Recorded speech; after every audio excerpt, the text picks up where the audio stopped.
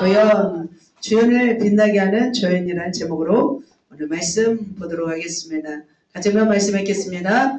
그가 또 엘리야의 심령과 능력으로 주 앞에서 먼저 와서 아버지의 마음을 자식에게 거스르는 자를 의인의 슬기에 돌아오게 하고 주를 위하여 세운 백성을 준비하리라. 아멘. 자, 드디어 오늘부터 신약 성경에 들어가게 되었습니다. 자, 오늘 제목이 아까 뭐라고 했죠? 주연. 그러죠. 자, 여러분 아시는 주연 배우 있으신가요? 주연 배우 누가? 주연. 또 네. 주연 배우 누가 있습니까? 시대별로 다릅니다. 젊은 시대는 차은우. 네. 아니신 것 같은데. 네. 자, 우리 또 젊은 층에서 주연 배우 누가 있어요? 현빈. 조금 되기네요. 그 다음에 또 요즘의 젊은 배우는 또 누가 있습니까? 영화를 안 보시나 봐요? 네. 안 봐요. 좀 경건하십니다. 그러면 여러분 아시는 조연 배우 아시는 분 누가 있나요? 조연 배우. 남이란 좀 그죠? 연배가 좀 비슷하시죠? 그죠? 탁월하신 분이죠. 제가 적어보지는 않았습니다. 조연 배우들도 참 뭐랄까 영화에 뭐 감칠맛을 나게 해서 주연을 빛나게 하는 것 같습니다. 그렇다면 여러분은 주연 배우가 되고 싶습니까? 조연 배우가 되고 싶습니까?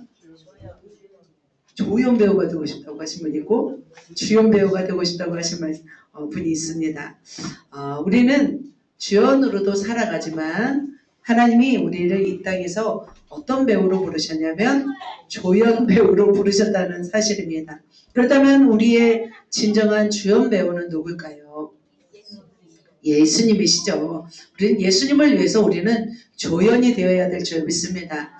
하나님은 어떤 사람을 들어쓰시냐면 자신의 전부를 드리는 조연을 통해서 하나님의 능력을 나타내십니다. 그런데 대다수 사람들은 이러한 깊은 차원의 순종에 이르지 못하는 것 같습니다. 많은 사람들이 헌신합니다. 하지만 절대 순종하는 사람들이 참 적습니다. 그래서 하나님은 지금도 삶의 모든 영역 가운데서 당신께 우리의 전부를 드리면서 순종하는 자들을 찾으십니다. 그런 자들을 통해서 하나님이 드러나십니다. 주연 배우이신 예수님이 드러나십니다. 오늘은 바로 하나님의 조연 배우로 그 인생을 드리면서 하나님을 높인 그런 사람이 등장합니다. 그가 누구였을까요? 바로 세례 요한이었습니다. 엘리야의 심령 세례 요한이었습니다. 자, 그렇다면 세례 요한이 어떻게 왔는지, 자, 구약에서 몇 년 후에 왔는지 볼까요? 바로 말라기 선지자 이후에 마태복음까지는 몇 년의 시간이 흘렀냐면 몇 년의 시간이 흘렀어요? 400년의 시간이 흘렀습니다. 그 400년의 시간 동안에 하나님은 꿈으로도 선지자로도 아무 말씀이 없었습니다. 분명히 말라기 선지자를 통해서 어떤 말씀을 하셨어요? 바로 이 말씀을 했습니다. 여호와의 크고 두려운 날이 이르기 전에 내가 선지자 엘리야를 너에게 보낼 것이다 말씀하였습니다. 그런데 계속해서 보내겠다 말씀하셨지만 들려지지 않았습니다. 보여지지 않았습니다. 그래서 과연 하나님이 없으셨을까? 사람들은 생각했습니다. 과연 하나님이 그렇다면 400년 동안 뭐하고 계셨을까요? 침묵하고 계셨을까요? 하나님은 이스라엘에서는 침묵하셨습니다. 그러나 세계의 역사 속에서는 침묵하지 않았습니다. 제가 왜 이렇게 막 장대하게 역사를 또 막 나누고 여러분 힘드시죠? 그죠? 그냥 좀 편하게 와서 그냥 대충 말씀 듣고 가고 싶은데 왜 이렇게 막 힘들게 우리가 알아요? 근데 세상 지식은 얼마 많습니까? 그러나 우리가 진정 알아야 할 지식이 뭐예요? 성경의 지식인 줄 믿습니다. 그래서 여러분의 어떤 세상의 어떤 지식과 세상의 역사와 이 문화 배경들을 알아야만이 우리가 하나님의 말씀을 알게 됩니다. 그래서 우리 청년들은 알아야만 믿잖아요. 장년들은 그냥 무조건 믿잖아요. 그냥 그죠? 생각 없이 그냥 믿으라고 믿는데 우리 청년들은 그렇지 않습니다. 알아야만이 믿는 세대가 되었습니다. 그래서 굉장히 똑똑한 친구들이에요. 요즘 세대들은 굉장히 똑똑합니다. 그렇다면 한번 보도록 하겠습니다. 세계 역사 속에서 어떻게 침묵하지 않았는지 한번 보도록 하겠습니다. 세상에 오실 큰 빛을 준비하기 위해서 세상 나라들의 흥망성쇠를 이끌었습니다. 말라기 후에 다니엘의 다니엘서에 나와 있는 바벨론, 메드페르시아, 그리스, 로마, 분열된 로마 신사에 나타났잖아요. 그 신사에 나타났을 때 뜨인돌이 와서 무너뜨리는 것을 보여줬을 때 바로 이 말씀이라고 분명히 다니엘서에서 말씀하였습니다. 바로 세상은 이렇게 흘러가고 있었습니다. 바로 어디에요? 처음에는 아수르 제국, 자 오른쪽으로 바벨론 제국, 자 200년을 누가 차지했습니까? 바로 헬라 제국이 차지합니다. 아수르, 바벨론, 그 다음에 페르시아 제국이 차지하고 그 다음에 누구예요? 어디예요? 바로 헬라 제국이 차지한 것을 볼 수 있습니다. 바로 이렇게 세계는 바로 고레스를 시작해서 바로 페르시아 왕국이 있었습니다. 말라기 시대 때 페르시아였습니다. 그 다음 세계 패권을 차지한 나라가 헬라였습니다. 아테네를 중심으로 해서 헬라의 어떤 전체를 통일한 사람이 헬라의 알렉산더 왕이었습니다. 여러분 아시죠? 알렉산더 대왕. 그 알렉산더는 20세의 왕이 되었습니다. 특별한 전술, 테베의 에서 배운 팔랑크스라고 하죠. 팔랑크스 어떤 전술을 통해서 그 반란을 다 진압해버립니다. 완전히 알렉산더가 잔인했어요. 가서 반란을 일으킨 지역들을 다 죽여버려요. 그리고 노예로 다 팔아버립니다. 어린아이까지. 그래서 20세에 정말 왕으로서 인정을 받습니다. 그러나 그가 군대를 이끌고 페르시아를 점령하고 인도에까지 완전히 인도까지 점령했죠. 돌아오다가 돌연사를 하게 되었습니다. BC 323년에 너무나 젊은 나이에 33세에 죽습니다. 그죠? 33세에 세상을 떠나자 헬라 제국은 전체적으로 소용돌이가 일어나게 되었습니다. 그래서 헬라의 어떤 남은 알렉산더의 부하들이 나누어서 이제는 바로 이제 나라를 다스리게 되었습니다. 4명의 장수가 다스립니다. 카산더, 리시마쿠스는 저 위에 있고요. 자, 셀레코스하고 프톨레미 왕조가 바로 나누어서 대결이 있습니다. 우리가 알아야 할 왕조가 두 왕조입니다. 왜냐하면 유대 나라를 이들이 바로 장악했기 때문이죠. 근데 놀라운 것은 프톨레미 왕조 때 그 20만 권의 장서를 보유하고 있었습니다. 프톨레미 2세의 그 알렉산드리아 도서관에서. 그런데 그는 너무나 책을 더 보관하고 싶어서 갖고 싶어서 유대인의 72명을 초대합니다. 각 지파의 6명씩을. 그래서 율법서를 헬라어로 번역하게 됩니다. 그 유명한 것이 바로 70인령이라고 합니다. 그래서 프톨레미 왕조는 유대가 지금 식민지였죠. 처음에는 프톨레미 왕조에 의해서 식민 통치를 받았습니다. 그래서 바벨론, 페르시아, 헬라 이후에 지금 이렇게 받았습니다. 그런데 프톨레미 왕조는 식민지임에도 불구하고 존중하는 태도를 가졌어요. 왜냐하면 율법을 보니까 유대민족의 소중함을 알았기 때문이죠. 그래서 큰 문제 없이 지냈습니다. 그러나 BC 198년도 셀루코스 왕조와 바로 프톨레미 왕조 사이에 전쟁이 일어났는데 누가 이겼어요? 셀루코스 왕조가 이겨버렸습니다. 그래서 그 당시에 안티오쿠스 3세가 이제 프톨레미로부터 땅을 빼앗았습니다. 이때부터 유대의 상황이 바뀌기 시작했습니다. 그 당시에 가장 넓은 영토를 차지했고요. 또 그리고 포에니 전쟁 영웅, 우리 카르타고의 한니발 장군이 바로 셀루코스 왕조의 망명에 왔기 때문이죠. 그래서 굉장히 기고만장했습니다. 유대는 셀루코스에 의해서 처음에는 편하게 지배를 받았습니다. 그러나 이 셀루코스 왕조가 누구랑 대결을 할까요? 신은 로마와 대결을 하게 되었습니다. 왜냐하면 한니발과 로마는 굉장히 전쟁 중에 있었는데 한니발이 패하고 셀루코스에 붙었기 때문이죠. 그래서 두 번의 로마와의 전쟁을 치루었을 때 패하게 되었습니다. 누가 패했을까요? 셀루코스 왕조가 패합니다. 그래서 전쟁 보상금으로 5천 달란트를 요구했습니다. 상납해야 됐습니다. 엄청난 돈이었습니다. 그래서 백성들은 어떻게 셀루코스 왕조가 자기가 돈이 있어요? 누구 거를 갈취해요? 바로 유대 땅을 갈취한 거죠. 백성들에게 엄청난 세금을 징수합니다. 그러자 이 안티오쿠스 3세를 죽여버려요. 유대인들이. 그러자 그 다음 왕이 누구냐면 안티오쿠스 4세가 이제 바로 셀루쿠스를 이제 지배하게 되었습니다. 유대 땅을 지배하게 되었습니다. 그는 굉장히 최악의 왕이었습니다. 별명이 뭐 저렇게 뭐 아피판에서 신의 연연, 자기가 신이라고 했습니다. 이미 이 사람은 헬라 문화를 소유했습니다. 로마와의 전쟁에서 졌고 막대한 전쟁 보상금을 내야 되기 때문에 그 화풀이를 합니다. 누구에게 화풀이를 할까요? 유대 땅에 화풀이를 합니다. 그러면서 화풀이를 어떻게 해요? 성전을 더럽혀 버립니다. 할례와 안식일을 금지시킵니다. 율법서를 불태웁니다. 돼지고기를 먹이면서 유대인들은 돼지고기 먹으면 돼요? 안 돼요? 안 돼요. 예를 들면 여러분 뱀고기 먹으면 돼요? 안 돼요? 돼요. 뱀고기 먹어도 돼요. 못 먹는 거죠. 여자들은 못 먹는 거죠. 막 그런 것을 갖다 먹이게 한 거예요. 그죠? 그러면서 제우스 신상을 세우면서 절하지 않으면 사형의 죄고 할례를 하는 사람을 죽여버렸습니다. 아이들까지. 그래서 유대인들은 더 이상 살 수가 없어서 폭동을 일으켰습니다. 그래서 마카비 혁명이라고 해서 결국은 이 마카비 150년의 셀루쿠스와 프톨레미가 전쟁 가운데 바로 이제 마카비 혁명으로 이어졌습니다. 더 이상 우리는 살 수 없다. 어떻게 그래서 승리했을까요? 마카비 혁명으로서 승리했습니다. 그래서 유대인들이 처음으로 바벨론, 페르시아, 헬라, 그 다음에 또 리시마쿠스, 카산더, 프톨레미우스, 셀루쿠스 이런 왕조 다음에 처음으로 100년 동안 유대 자치 국가를 형성합니다. 그런데 몇 년? BC 63년에 누구에게 넘어가요? 로마에게 넘어갑니다.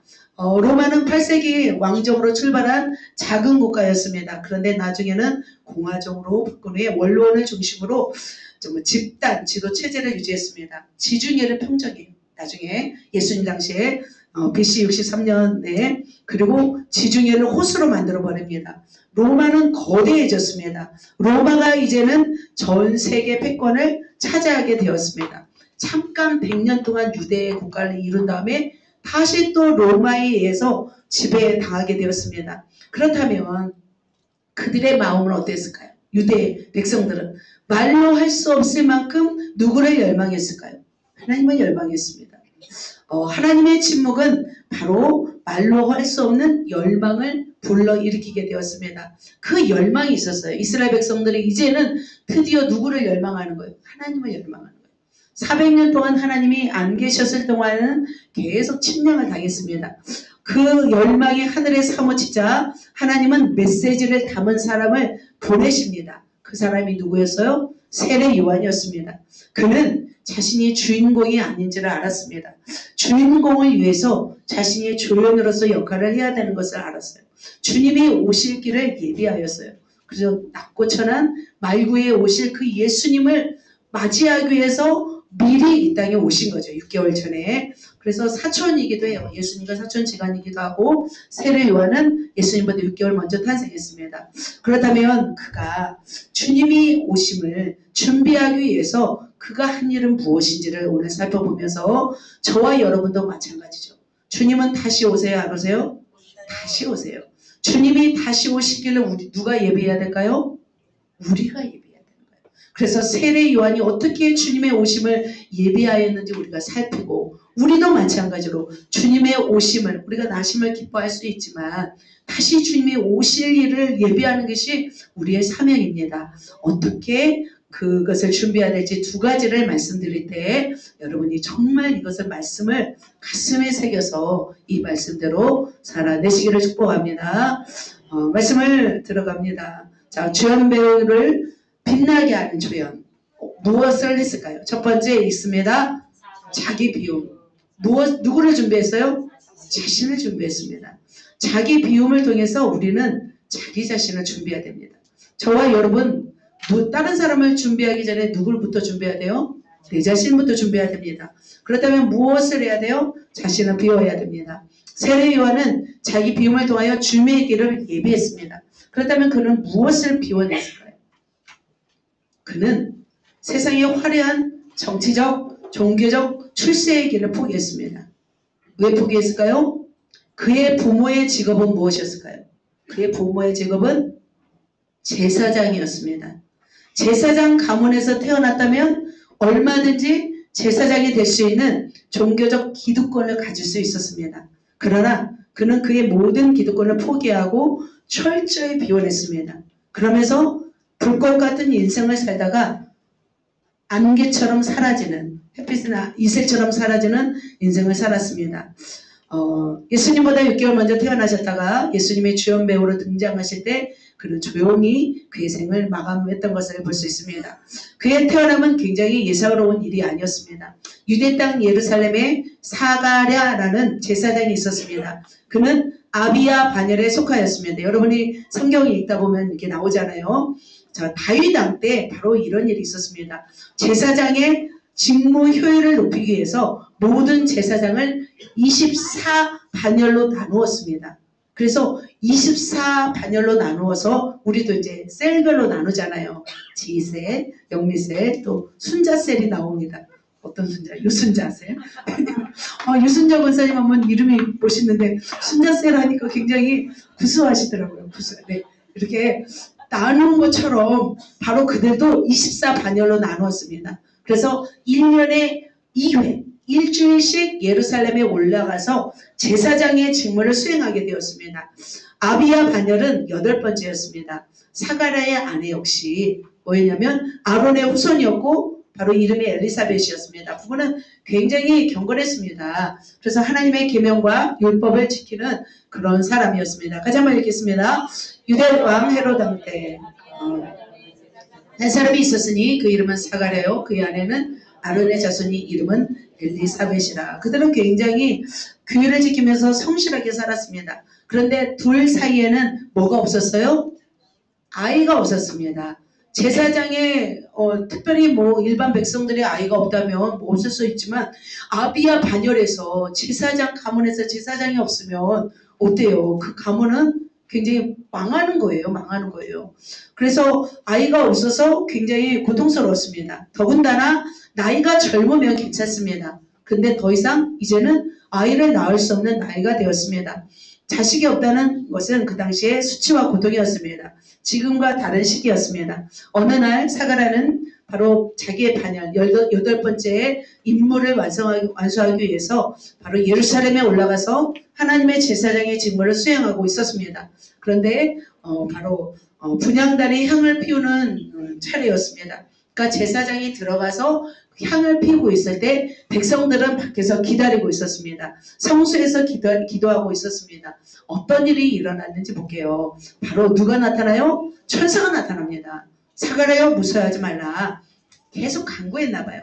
내 간구함이 들린지라 내 아내 엘리사벳이 내게 아들을 낳아주리니 그 이름을 요한이라 하라 하면서 정말 그 아이의 태어남을 기뻐할 것이다 라고 말했습니다. 그리고 그 아들은 큰 인물이 될 것이다 라고 말했습니다. 천사는 계속하여 말했습니다. 어떤 말을 했냐면 많은 사람이 기뻐하고 큰 자가 되고 포도주와 독한 술을 바로 이 사람이 어떤 사람이에요? 구약의 나실인이었습니다. 구별된 사람이었습니다. 그러면서 모태로부터 성령의 충만함을 받아서 이스라엘 자손을 하나님께로 돌아오게 하는 그런 자라는 말씀이었습니다. 자, 그렇다면 사가랴는 이 말을 믿었을까요? 안 믿었을까요? 도저히 믿어지지 않았습니다. 믿어지지 않을 상황이었죠. 그래서 그가 이렇게 말하죠. 천사에게 이르되 내가 이것을 어떻게 알려? 같이 읽겠습니다. 내가 늙고 아내도 나이가 많으니이다. 도저히 이것이 믿어지지 않았습니다. 그죠? 지금 시대에도 만일 그죠? 제 나이가 50인데 50대라도 가능하지 60에 예를 들면 아이를 낳는다고 하면 믿어지겠습니까? 그죠? 안 믿죠. 안 믿죠. 그죠? 안 믿어져요. 나이가 많아서 믿을 수가 없습니다. 그런데 천사는 어떻게 말하냐면 실제로 이 일이 이루어질 때까지 말은 하지 못할 것이라고 합니다. 왜냐하면 믿음 부족에 대한 질책으로 인해서 계속 반성해야 했습니다. 그런데 천사의 말대로 임신이 됐을까요? 안 됐을까요? 아기를 임신하게 되었습니다. 그리고 아기를 건강하게 출산하게 되었습니다. 이름을 뭐라고 했냐면 요한이라고 했습니다. 요한이라고 딱 부르자 사가랴의 입이 풀리면서 바로 예언을 하게 됩니다. 어떤 예언을 하냐면 자기 아들에게 대해서 이런 예언을 하는 거예요. 그러면서 이 아이여 지극히 높으신 이의 선지자라 일컬음을 받고 주 앞에 서서 그 길을 준비하여 주 백성에게 그 주 사함으로 말미암은 구원을 알게 하려니 바로 자기 아들에게 이러한 예언을 하게 되었습니다. 바로 가문의 영광이었습니다. 사가랴의 집안에서 이제 제사장으로서 가문을 이어갈 수 있었습니다. 이처럼 세례 요한의 탄생은 특별했습니다. 그리고 세례 요한은 이렇게 제사장의 가문으로서 앞으로 많은 사람들을 주께로 인도한다고 하는 이런 예언까지 받고 태어났습니다. 그런데 그는 이 가문에 자신의 가문에서 얼마든지 기득권을 누리며 살 수 있었습니다. 그러나 제사장 후손이라는 자신에게 주어진 이 제사장의 이 기득권을 어떻게 했을까요? 그는 포기했습니다. 여러분 포기할 수 있습니까?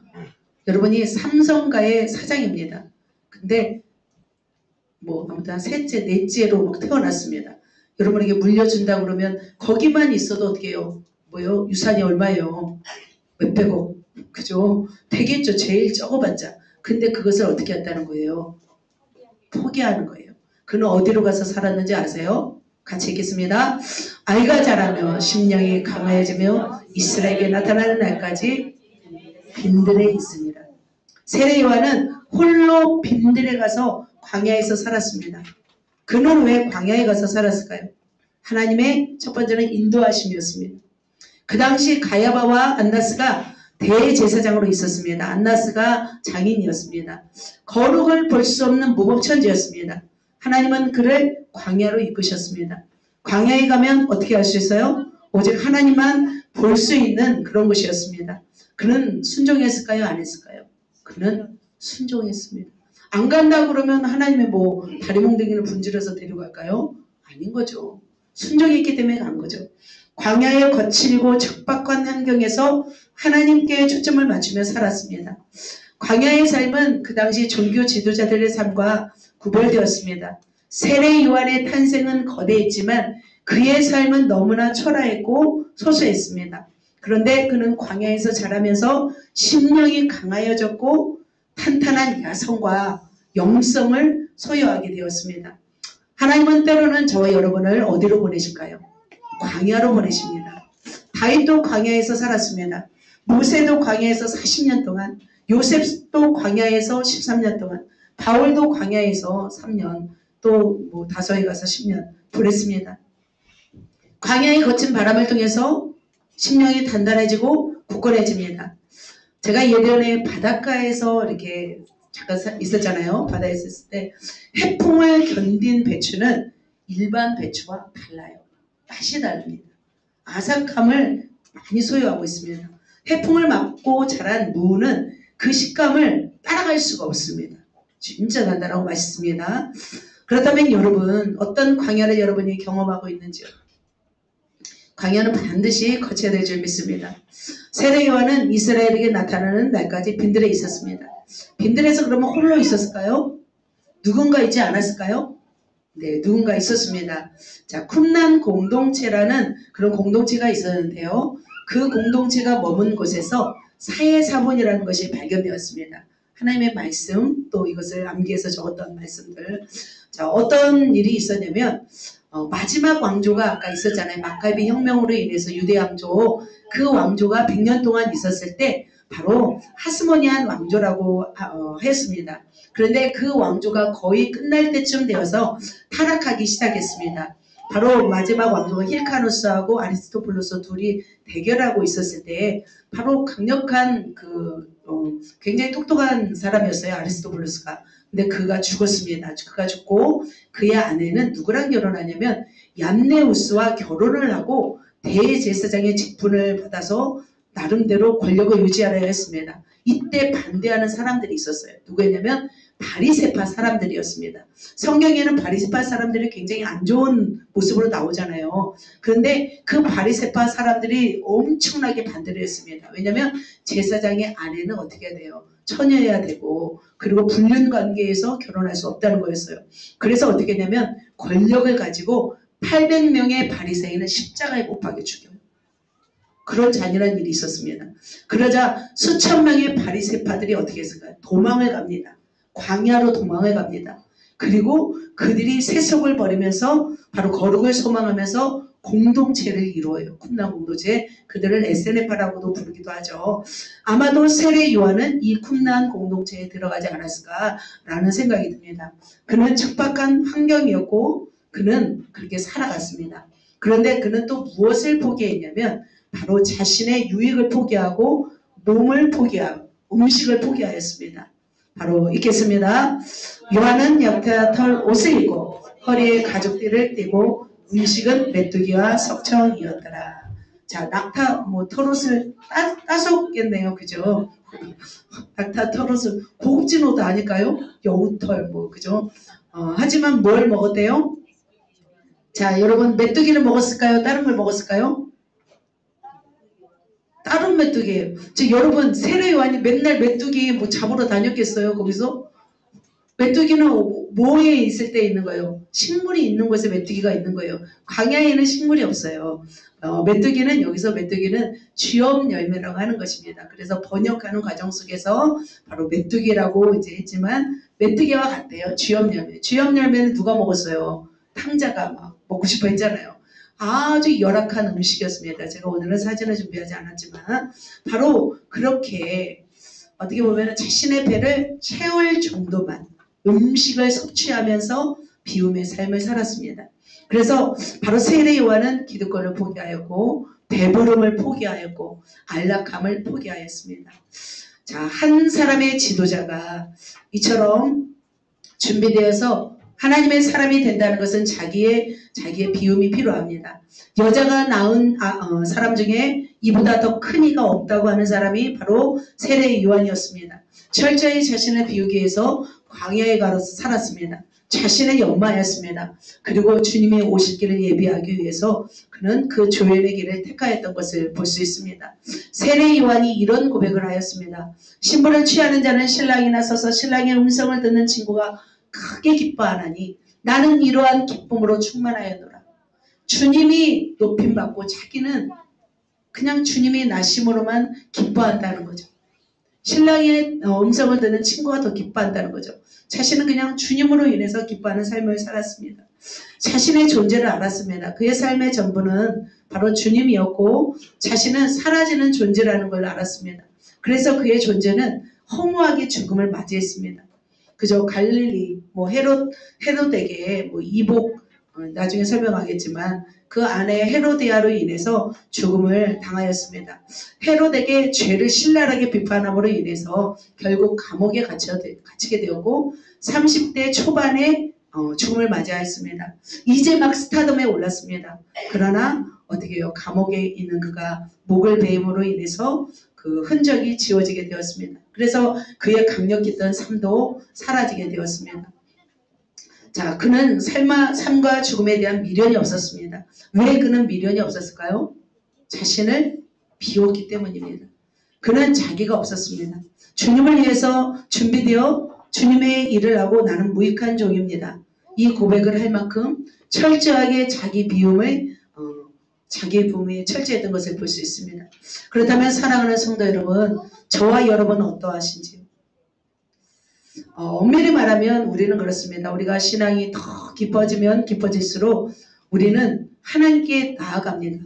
하나님께 나아간 자는 삶과 죽음의 경계선이 없는 것 같습니다. 왜냐하면 이 땅에서 죽으면 어디로 연결되기 때문에 천국으로 연결되기 때문에 미련이 없는 것입니다.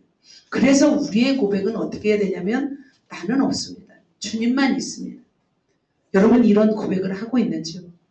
그래서 우리의 생각과 우리의 감정과 우리의 삶을 주께 맡기고 살아가야 된다는 거죠. 그러면 어떻게 될까요? 주님이 슬프면 나도 슬픈 거죠. 주님이 기쁘면 나도 기쁜 거죠. 그래서 우리는 어떤 배우가 되냐면 하늘 배우가 되는 것 같습니다. 그런데 우리가 많은 걸로 채워져 있어요. 그러면 주님을 느낄 수 있을까요? 주님을 담을 수 있을까요? 주님을 담을 수가 없습니다. 여러분 그렇다면 여러분의 심령 안에 여러분의 삶 가운데 무엇을 채우고 있습니까? 무엇을 먹을까? 무엇을 먹을까? 무엇을 마실까? 그 염려하고 살아간다면 우리는 주님을 주연 배우로 세울 수 없습니다. 세상의 안락과 기득권이고 위치입니까? 또 세상이 아니라면 교회까지 들어와서 우리는 그럴 수가 있습니다. 교회 안에서 나의 위치 중요할까요? 이제 한 해가 마무리되었습니다. 교회 안에서 인정받는 게 중요할까요? 교회 안에서 나의 위대함을 자랑하는 것이 중요할까요? 내가 얼마나 무엇을 많이 했고, 내가 얼마나 은사가 많이 있고, 내가 얼마나 능력이 많이 있고, 내가 얼마나 말씀을 많이 알고, 뭐 이것이 중요할까요? 우리는 자기를 비운 사람은 비워야 되죠. 오직 주님만을 드러내기 위해서 우리는 살아야 될 줄 믿습니다. 절대로 나를 드러내고 내 잘남을 드러내고 내 우월성을 드러내고 나를 드러낸다면 주님이 드러낼 수 있어요? 없어요? 주님을 드러낼 수 없어요. 그래서 우리는 무언가를 하고 나고도 뭐 해야 돼요? 나는 무익한 종입니다. 내가 전도를 수백 명을 했을지라도 매일 비가 오가 눈이 오나 바람이 부나 전도를 했을지라도 그것이 우리의 자랑이 되어서는 안 된다는 거죠. 물론 수고했습니다. 그 수고를 인해서 하늘의 상급에 쌓여있고 저도 뭐 시상을 하고 싶은 마음이 있습니다. 그러나 우리가 철저히 자신을 비울 때만이 우리는 어떻게 될까요? 주님 안에서 더 강하게 될 것이고 더 아름답게 될 것이고 우리를 통해서 주님이 나타내실 줄로 믿습니다. 그래서 우리는 비워야 될 줄 믿습니다. 나를 통해서 주님을 드러나게 해야 됩니다. 내가 능력이 많아요. 내가 무언가를 잘해요. 그렇다고 해서 어떻게 해요? 그것이 나의 스펙이 되고 나의 자랑이 된다면 어떻게 될까요? 주님이 드러나게 할 수 있을까요? 주님이 드러날 수 없다는 거죠. 그래서 세례 요한처럼 우리가 그 정도는 아닐지라도 세례 요한처럼 자신을 철저하게 비우면서 난 아무것도 아닙니다. 나를 통해서 할 수 있는 그냥 뭐랄까 빈통이 되었으면 좋겠습니다. 빈 도화지가 되었으면 좋겠습니다. 그러죠? 그러면 주님이 내 빈 도화지에 마음껏 그림을 그리시죠. 내 빈통이 된다면 투명한 통. 그러면 주님께서 또 그곳에 채워서 주님이 나타냈으면 좋겠습니다. 그러한 저와 여러분 되시기를 예수님의 이름으로 축복합니다. 한 가지 더 보겠습니다. 자, 주연을 빛나기 위해서 조연이 해야 할 일입니다. 같이 읽겠습니다. 두 번, 바로 타인을 준비시킨 거예요. 자, 첫 번째는 내가 준비되었어요. 그 다음에 뭘 할까요? 타인을 준비시키는 거예요. 자, 영혼들이 주님을 만나게 하기 위해서 영혼들이 주님을 만나기 위해서 바로 영적 각성을 일으키는 거예요. 이게 말이 좀 어려울 수 있습니다. 그러기 위해서는 어떻게 해야 될까요? 그러기 위해서는 팩트를 날려야 돼요. 팩트를 날려야 돼요. 좀 어렵죠? 왜 팩트, 어떻게 팩트를 날려야 되나? 뭐 못생겼습니다. 찌질합니다. 이런 팩트가 아니라 그 영혼의 진면목을 말해줘야 된다는 거죠. 그래서 주님을 맞이할 준비를 나만 하는 것이 아니라 누구에게도 하는 거예요? 내게 맡겨진 영혼들이 깨우쳐서 그들을 깨우쳐서 진실을 직면시켜서 그가 누구를 맞이할 준비? 주님을 맞이할 준비를 하게 하는 거죠. 그렇다면 이 일이 쉬울까요? 어려울까요? 그가 깨우쳐서 회개하는 일을 도와준다는 것은 굉장히 영적인 고도의 기술이 필요합니다. 그죠? 팩트를 날렸어요. 그러면 이제 받는 사람이 일취월장을 할 수 있겠지만 또 어떤 사람은 어떻게 일을 갈고 내가 신앙이 어떤데 내가 지금 어떻게 하고 있는데 그래서 뭐 주기로 일을 걸고 달려들 수도 있는 거죠. 그래서 타인을 준비시키는 일이 정말 중요하지만 힘든 일입니다. 그래서 지금이나 뭐 예전이나 그 영적 각성을 위해서 진리를 선포함에 있어서 굉장히 어려움이 많습니다. 그래서 뭐 나도 준비 안 됐는데 막 그거 한다면 어려울 거고 또 그리고 내가 준비되어서 말할지라도 또 이제 고통스러울 수가 있죠. 지금이나 그때나 참 어렵습니다. 그러나 영적 각성이 일어날 때를 보면은 가장 어두움이 창궐할 때 영적 각성이 일어나는 것을 볼 수 있습니다. 시대적으로 환경적으로 가장 어둠이 창궐할 때 영적 각성이 필요합니다. 세례 요한이 바로 본격적으로 사역을 시작할 때는 굉장히 복잡한 시대였습니다. 왜 우리가 이 시대를 알아야 되냐면 세례 요한이 그냥 보통의 사람이 아니었습니다. 그냥 목숨을 걸고 하나님으로 온전히 사로잡혀서 일을 하였던 것을 볼 수 있습니다. 그렇다면 자, 세례 요한이 살았던 시대를 한번 볼게요. 이게 누가복음 3장 1절에서 2절인데 여러분은 그냥 읽고 지나갔을지 모르지만 그 당시의 문화적 역사적 상황이 바로 이 단어 안에 다 지배되고 있었던 거예요. 같이 한번 읽어볼까요? 시작. 디베레 왕제가 통치한 지 15해 곧 본디오 빌라도가 유대의 총독으로 헤롯이 갈릴리의 분봉왕으로 그 동생 필립이 이두레아 드라고니 지방의 분봉왕으로 로사니아가 아빌레네의 분봉왕으로 안나스와 카야가 대제사장으로 있을 때 하나님의 말씀이 빈들에서 사가랴의 아들 요한에게 임한지라. 이 당시 굉장히 힘든 시간이에요. 지금 시대보다 어쩌면 더 고통스러운 시대였습니다. 자, 로마가 유대 땅을 지배하고 있었던 때였습니다. 자, 첫 번째로 같이 빨간 것이요. 디베리오 왕제가 통치한 지 15해. 여러분 디베리오 왕제가 누군지 아세요? 세상 일은 알아도 우리가 성경의 역사적인 일들을 우리가 알아야 합니다. 하나님을 알지 못하는 것이 바로 어떻게 해요? 결국 백성이 망한 이유는 뭐 때문에 망했어요? 지식이 없어서 망하는도다. 호세아가 말했잖아요. 우리가 왜 믿음이 없고 우리가 왜 신앙생활을 못하는 거예요? 지식이 없어서 망하는 거죠. 첫 번째, 디베르 왕조가 통치한 지 15해. 자, 그렇다면 디베르 왕조가 누구인지 잠깐 살펴보도록 하겠습니다. 아까 로마에 대해서 잠깐 설명했죠. 로마의 2대 왕제가 바로 디베르예요. 디베르. 그렇다면 1대 왕제가 누구인지 보도록 하겠습니다. BC 63년에 3도 정치를 하였습니다. 크라소스, 폼페이우스, 카이사르. 굉장히 로마는 월등한 정치가 카이사르.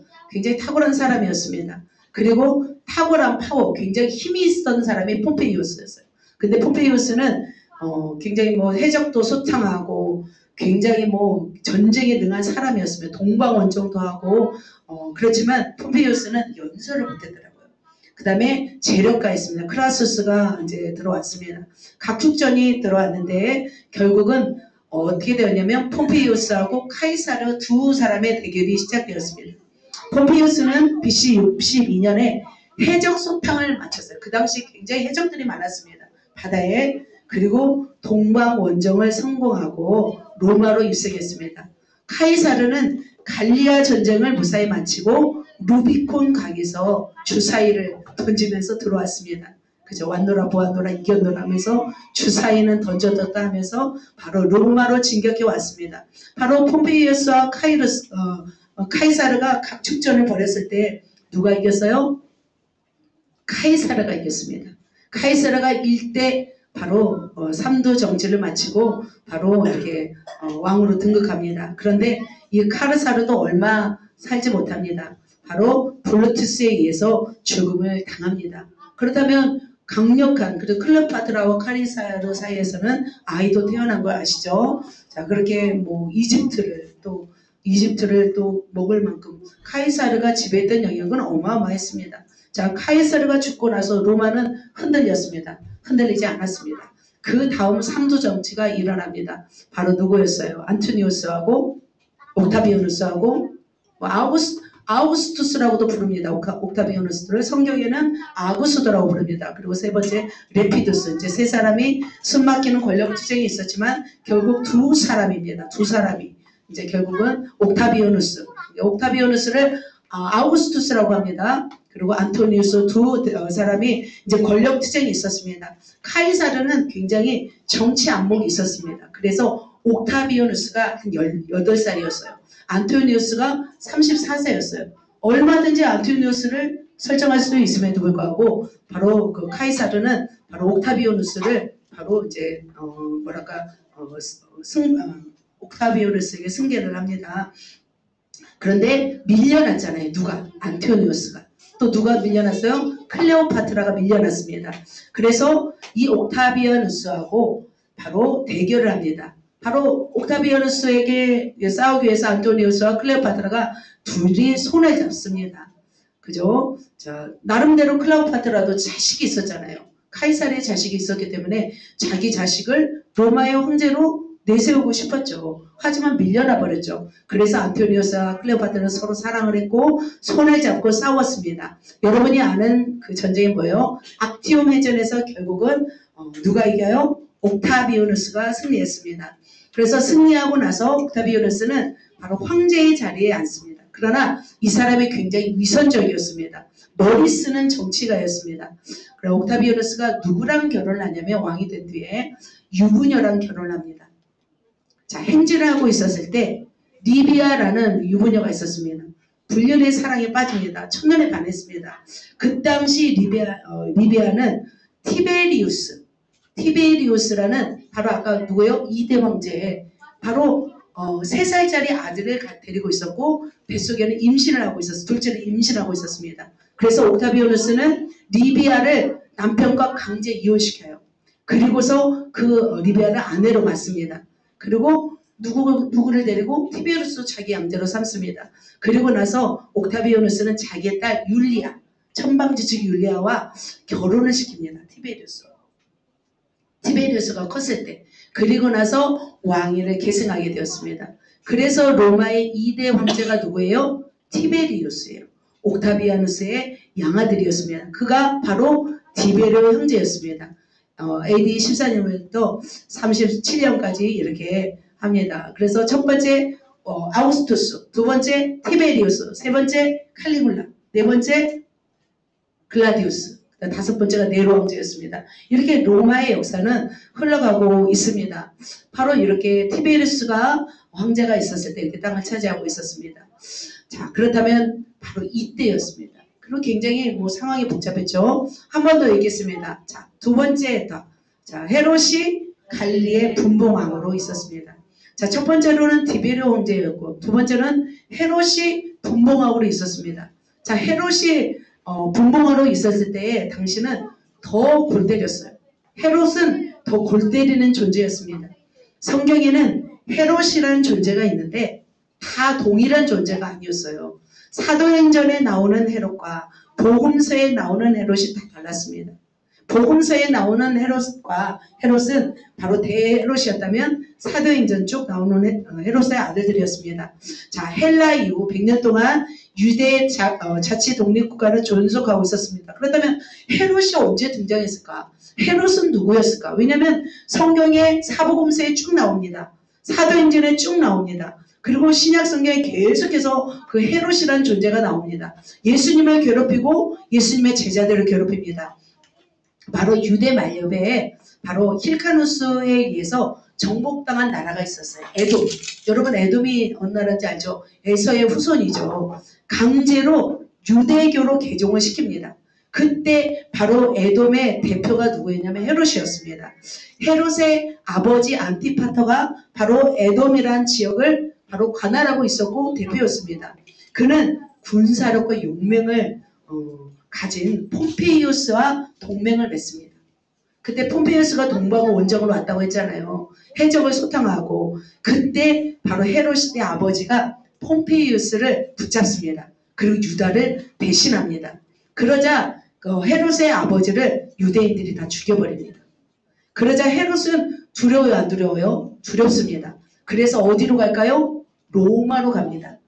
폼페이우스의 편에 됐다가 카이사르의 편에 들었다가 근데 카이사르도 죽습니다. 누구의 편에 드냐면 안토니우스의 편이 듭니다. 안토니우스도 죽습니다. 또 누구의 편이 들어요?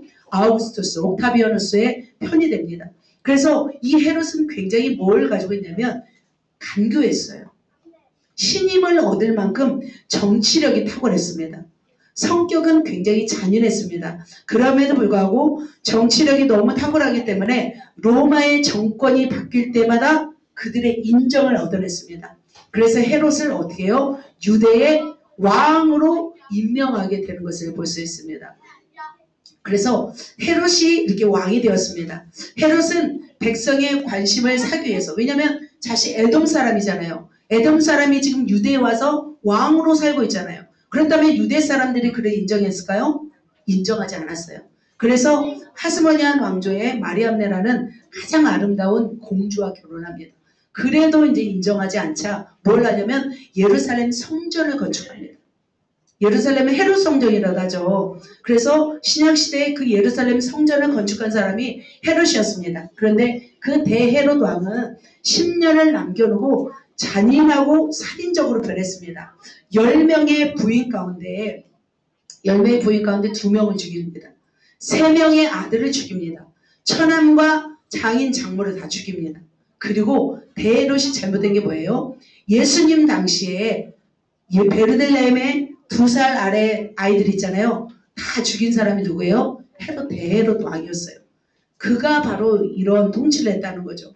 그리고 그가 죽었습니다. 그가 죽고 나서 그의 아들들에 의해서 그 땅이 분할되었습니다. 그래서 유대 지역, 녹색 있잖아요. 아켈라오가.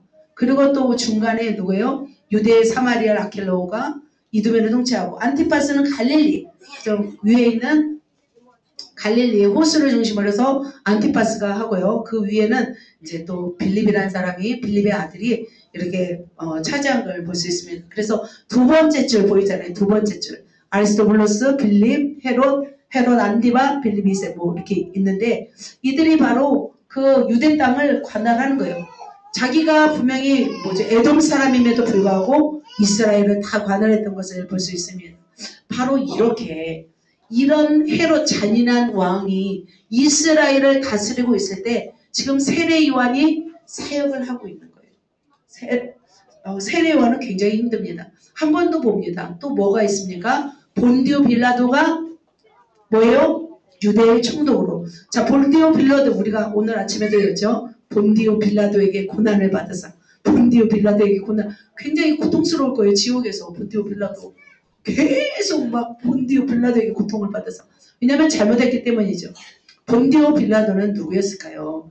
바로 군사적으로 로마는 유대를 관할하는 존재를 보냈습니다. 그가 바로 총독들이었습니다. 그 당시 아까 유대 지역, 바로 예루살렘 유대 지역에 다스리던 사람이 헤롯 아켈라오라는 사람이었습니다.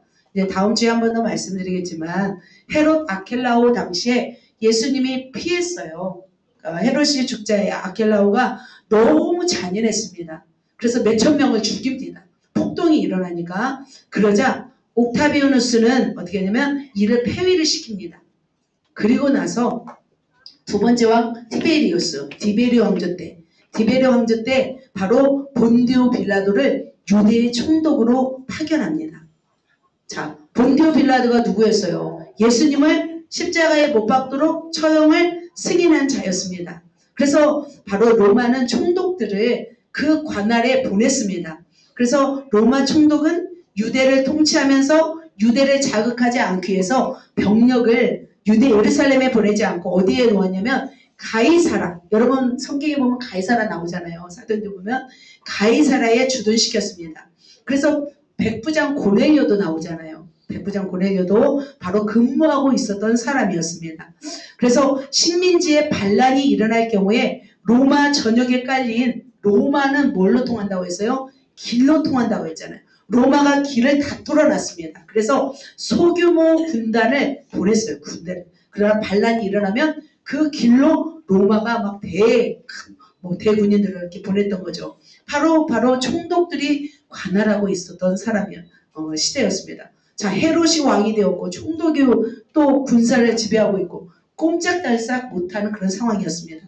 한 가지 더. 자, 같이 또 파란색 시작. 안나스와 가야바가 뭘로 있을 때? 대제사장으로 있을 때였습니다. 종교적으로 유대를 관할했던 종교적 어떤 귀족 집단 세력이 있었습니다. 바로 가야바와 안나스가 제사장 한 명만 있어야 되잖아요. 둘이 다 해먹고 있는 거예요. 그래서 그들은 권력과 부를 유지했고 성전에서 매매하면서 장사를 하였습니다. 이득을 취해서 로마에 로비를 냈습니다. 제사장을 받기 위해서 그들은 엄청난 돈을 상납했습니다. 안나스에게는 5 아들이 있었습니다. 다 제사장이 되었고요. 가야바는 바로 그의 사위였습니다. 요세푸스 기록에 보면 뭐가 있냐면 막강한 권력을 휘두르고 있었습니다. 그래서 안나스의 아들 아나누스라는 사람이 있는데 예수님의 형제 중에서 첫 순교자가 있죠. 누가 첫 순교자죠? 예루살렘의 야고보라는 사람이 첫 순교자입니다. 야고보서도 있잖아요. 바로 야고보를 칼로 죽인 사람이 바로 안나스의 아들이었습니다. 그렇죠. 그토록 이렇게 신앙적으로, 종교적으로, 군사적으로, 정치적으로 이 상황은 지금 어떤 상황이었어요? 굉장히 힘든 상황이었습니다. 티베리우스, 헤로드 왕, 본디오 빌라도, 그리고 안나스와 가야바가 대제사장으로 있을 때 이때였습니다. 바로 이때 세례 요한은 사역을 했다는 거죠. 어떤 사역을 했어요? 사람들이 그러면 사람들의 생각과 사람들의 감정이 뭐 영적으로 깨어 있었을까요?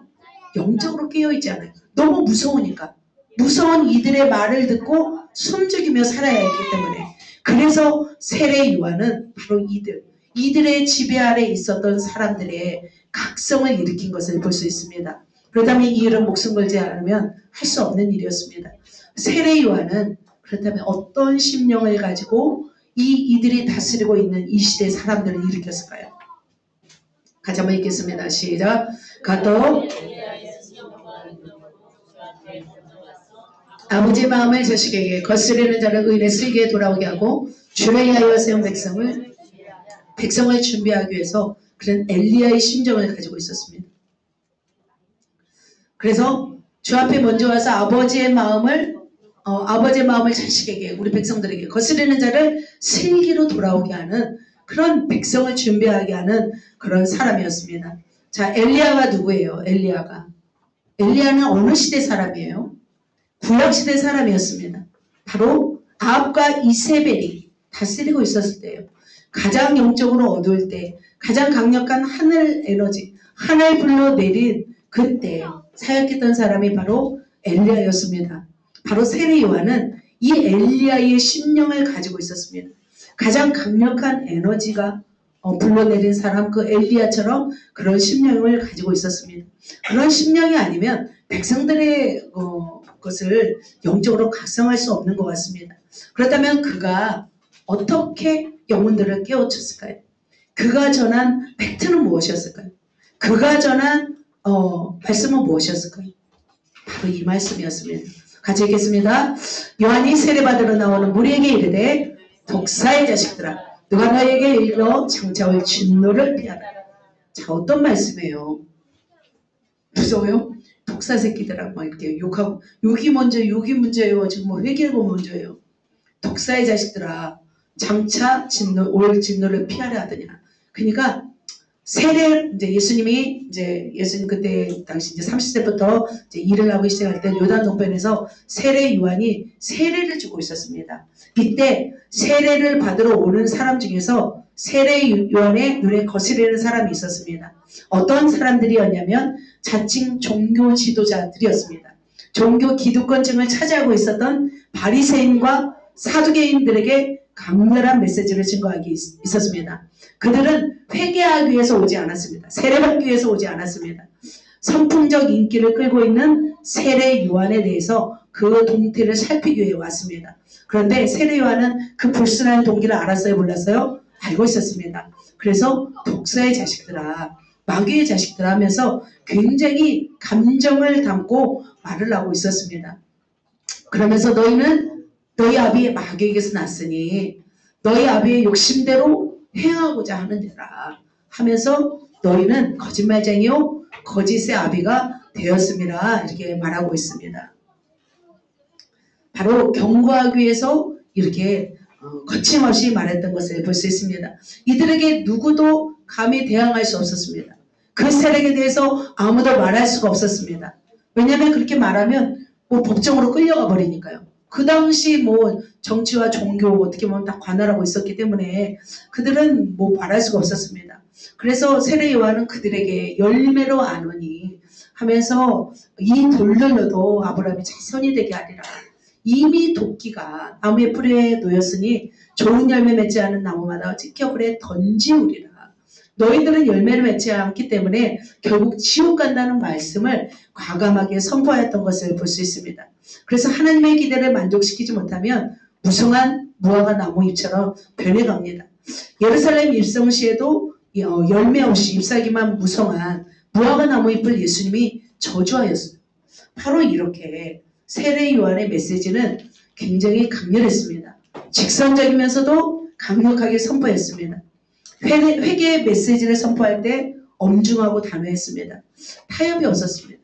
세례 요한은 대충이 없었습니다. 자, 어떻게 보면은 여러분 그 밭을 보면은 잡초들이 나잖아요. 그러면 어떻게 돼요? 계속 뽑아도 안 나면 어떻게 해버려요? 제초제를 뿌려버리잖아요. 제초제. 바로 세례 요한의 메시지는 바로 이런 거였습니다. 누구도 할 수 없는 그 일들을 바로 잡초를 제거하는 일이었습니다. 세례 요한은 가장 시대적으로 가장 악랄할 때 바로 영혼들의 밭을 기경하고 영혼들의 마음을 녹이는 그런 워밍업의 작업을 했던 것을 볼 수 있습니다. 그렇다면 그렇게 영적 각성을 그들이 과연 일으켰을까요? 그들의 마음이 새로워졌을까요? 자, 그들의 마음을 한번 보도록 하겠습니다. 그들이 말합니다. 무리가 물어 이르되 그러면 같이 읽겠습니다. 우리가 무엇을 하리까? 대답하되 이르되 옷 두 벌 있는 자는 모든 자에게 나눠줄 것이요 먹을 것이 있는 자도 그렇게. 자, 그들은 어떻게 해요? 우리가 무엇을 하리까? 우리가 어떻게 해야 구원을 받겠습니까? 라고 이제는 그들이 되돌이키는 것을 볼 수 있습니다. 그들은 바로 군병들과 세리들이었습니다. 가장 백성들을 괴롭게 하는 사람들이 이제는 변화되기 시작했습니다. 세례 요한의 메시지를 듣고 그들이 변화되었습니다. 그러면서 세리들에게는 부과된 것 외에는 거두지 말라. 군인들에게는 강탈하지 말라. 그들 이제 군인들이 와서 굉장히 강탈했나 봐요. 로마의 군인들이 와서 세리들은 백성들의 세금을 갖다가 로마에 바쳤죠. 그러면서 금료를 족한 줄로 알라 이렇게 말하였습니다. 이처럼 세리들과 군병들 가장 어떻게 보면 강한 자들이었죠. 그런 자들이 순전하게 세례 요한의 말씀을 받아들이고 결심한 것들을 볼 수 있습니다. 그러자 사람들이 말했습니다. 혹시 세례 요한이 뭐라? 그리스도가 아닌가 생각하였습니다. 그때 바로 세례 요한은 이렇게 말합니다. 나는 물론 너에게 세례를 베풀거니와 나보다 능력이 많으신 이가 오시나니 나는 그의 신발끈을 풀기도 감당하지 못하겠노라 라고 말합니다. 세례 요한은 내가 주인공이 아니라 주님이 주인공이다. 나는 물 세례를 베풀지만 그가 오시면 바로 성령과 불로 세례를 주실 것이다 라고 말씀하고 있습니다. 자, 사랑하는 성도 여러분, 말씀을 마칩니다. 자, 세례 요한이 두 번째 바로 무엇을 준비시켰나요? 타인을 준비시켰습니다. 그들을 각성시키면서 준비했습니다. 하지만 그 당시 티베리 왕, 헤롯 왕과 로마의 총독, 가장 악한 세력들이 그 땅을 지배하고 있었습니다. 그럼에도 불구하고 하나님은 쉬지 않고 엘리야의 심정을 가진 세례 요한을 보내서 그들을 강력하고 슬기로운 언어로 그들에게 메시지를 증거하였습니다. 강박한 자들도 메시지를 듣고 회개를 하였고 구원을 받을 준비를 하였습니다. 이처럼 세례 요한처럼 자신의 능력을 통해서 많은 사람들의 심령을 녹이고 그들의 어두의 삶을 침투해서 그들의 삶을 바꾸는 역할을 누가 했어요? 세례 요한이 했을 줄 믿습니다. 한 줄 믿습니다. 그래서 사람들은 그가 그리스도라고 생각하였습니다. 그렇다면 우리는 어떻게 해야 될까요? 우리가 주님의 다시 오심을 위해서 우리가 해야 할 일은 뭐냐는 거죠. 우리가 해야 할 일은 내가 지금 준비됐죠? 나를 비웠죠? 그런 다음에 누구를 준비시켜야 돼요? 영혼들을 준비시켜야 되는 거예요. 영혼들이 하나님을 만날 수 있도록 내가 다 해주면 안 돼요. 내가 물고기 잡아주면 안 돼요. 그 영혼이 하나님께로 나아가도록 도와야 됩니다. 어제 우리 지사님이 내가 1시간을 막 기도시켰어요. 하시더라고요. 유경수 지사님이 기도해 주세요 했는데 아니다. 지사님 할 수 있습니다. 그래서 앞에서 했더니 1시간을 막 기도하시더라고요. 그래서 우리는 돕는 역할을 해야 될 줄 믿습니다. 스스로 일어나서 물고기를 잡을 수 있도록 우리는 준비시키고 그 영혼을 각성시키고 사람마다 다 달라요. 어떤 사람은 가볍게만 해도 듣는 분이 있고 어떤 분은 그냥 아무리 말을 해도 듣지 않는 사람이 있고 각자 너무나 힘듭니다. 그래서 우리는 때로는 팩트를 공격해야 될 때가 있습니다. 팩트를 공격해서 쓰러뜨리라는 것이 아닙니다. 그 사람의 내면을 준비시켜서 주님을 만날 준비를 우리는 해주는 역할을 우리가 해야 될 줄 믿습니다. 그렇다면 우리는 무엇으로 해야 될까요? 우리의 입술에서 하나님의 진리를 선포해야 되고, 그러기 위해서 우리의 영적 센스가 있어야 됩니다. 왜냐하면 그 사실을 받아들일 수 있도록 우리가 영적인 힘이 없으면 할 수가 없습니다. 그래서 우리의 심령이 더 견고하여지고 더 강하여지고 하나님의 말씀을 알아야 되고 또 그 사람의 상황을 알아야 되고, 쉽지 않죠. 하지만 우리가 그의 사명을 우리는 감당해야 됩니다. 네, 엘리야의 심령이 있다면 그를 감당할 줄 믿습니다. 자, 말씀을 정리합니다. 주연을 빛나게 하는 조연 같이 읽겠습니다. 첫 번째, 자기 비유 통해서 자신을 준비시키시고요. 두 번째, 영적 각성 통해서 타인을 준비시켜서 주연을 빛나게 하고 다시 오실 주님을 맞이하는 저와 여러분 되시기를 예수님의 이름으로 축복합니다. 옆 사람에게 멋진 조연이 됩시다 할까요? 자기를 비우겠습니다. 영적으로 각성시키겠습니다. 그렇게 하시겠습니까? 네, 말씀을 듣고 나서 뭐 두렵나요? 이제 말씀을 듣고 이제 기도하면서 일을 해내야 될 줄 믿습니다. 기도하겠습니다.